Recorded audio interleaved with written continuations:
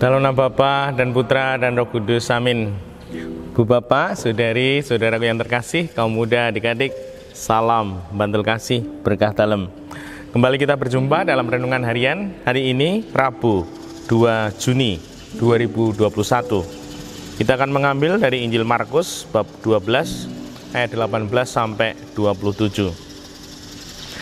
Pada suatu hari datanglah kepada Yesus beberapa orang Saduki yang berpendapat bahwa tidak ada kebangkitan. Mereka bertanya kepadanya, "Guru, Musa menuliskan perintah ini untuk kita. Jika seseorang yang mempunyai saudara laki-laki mati dengan meninggalkan seorang istri, tetapi tidak meninggalkan anak, saudaranya harus kawin dengan istrinya itu dan membangkitkan keturunan bagi saudaranya. Ada 7 orang bersaudara. Yang pertama kawin dengan seorang wanita lalu mati tanpa meninggalkan keturunan. Maka yang kedua mengawini dia, tetapi juga mati tanpa meninggalkan keturunan. Demikian juga yang ketiga, dan begitulah seterusnya, ketujuh-tujuhnya tidak meninggalkan keturunan. Akhirnya wanita itu pun mati.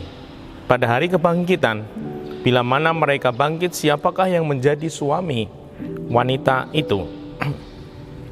Sebab ketujuh-tujuhnya telah beristrikan dia." Jawab Yesus kepada mereka, "Kalian sesat, justru karena kalian tidak mengerti kitab suci maupun kuasa Allah. Sebab di masa kebangkitan orang mati, orang tidak kawin atau dikawinkan. Mereka hidup seperti malaikat di surga. Mengenai kebangkitan orang mati, tidakkah kalian baca dalam kitab Musa, yaitu dalam berita tentang semak berduri, bahwa Allah bersabda kepada Musa, 'Akulah Allah Abraham, Allah Ishak, dan Allah Yakub.' Allah bukanlah orang mati, melainkan Allah orang hidup. Kamu benar-benar sesat." Demikianlah Injil Tuhan. Terpujilah Kristus. Bu Bapak, saudari, saudaraku yang terkasih, kita dibimbing Tuhan untuk sadar bahwa hidup di dunia ini ada kelanjutannya, ada seri kedua hidup kita, yaitu hidup setelah kematian. Ternyata kita diyakinkan oleh Tuhan bahwa ada hidup setelah kematian itu. Saya kutipkan, Allah bukanlah Allah orang mati, melainkan Allah orang hidup. Sungguh, dalam Tuhan, dalam Allah ada hidup. Setelah kematian ada hidup kedua, yaitu bersama Allah Bapa, bersama para kudus. Semoga kita meyakini. Maka kalau kita yakin, lalu bagaimana?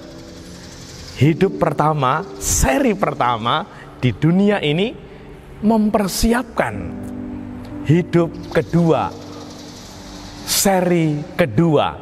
Nah, semoga kita sadar itu.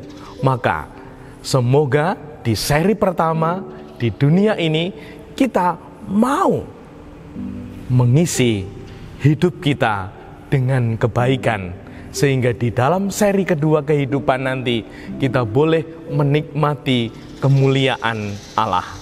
Dan kalau kita belajar dari hidup ini, mungkin salah satunya ini diungkapkan oleh seorang muda, penyanyi muda, Anmes. Ketika ditanya siapa juri paling mengesan, dia menyebutkan salah satu. Mengapa?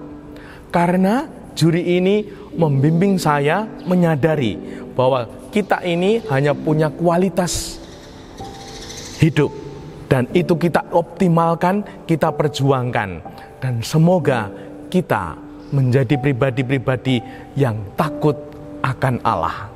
Seorang penyanyi muda, artis muda mengatakan itu. Kita bagaimana? Apakah kita juga bisa mengatakan itu sebagai ungkapan hati, ungkapan iman, ungkapan harapan bahwa sungguh percaya akan Allah dan percaya besok setelah hidup di dunia ini ada hidup seri kedua. Semoga satu cara, takut akan Allah. Dan apa yang telah diberikan Allah ini, kita berikan kembali kepada Allah. Dia mengungkapkan, bapaknya ini marah kalau di dalam gereja mereka tidak mau bernyanyi. Kembalikan kualitas talenta hidup kepada Tuhan. Maka bapaknya mendorong anak-anaknya untuk aktif bernyanyi dalam gereja. Nah, gimana? Apakah kita sungguh juga menjadi pribadi-pribadi yang aktif mengembalikan talenta, kualitas hidup, anugerah yang diberikan kepada kita, sehingga sungguh Allah berkenan dan Allah menyatakan kemuliaannya untuk hidup kita. Takut akan Allah dan talenta yang kita terima kembalikan kepada Allah. Kesaksian seorang artis muda. Apakah kita berani bersaksi seperti itu? Tuhan memberkati. Dimuliakanlah Tuhan kini dan sepanjang masa. Salam bantul kasih, berkah dalam Bapa, Putra, dan Roh Kudus. Amin.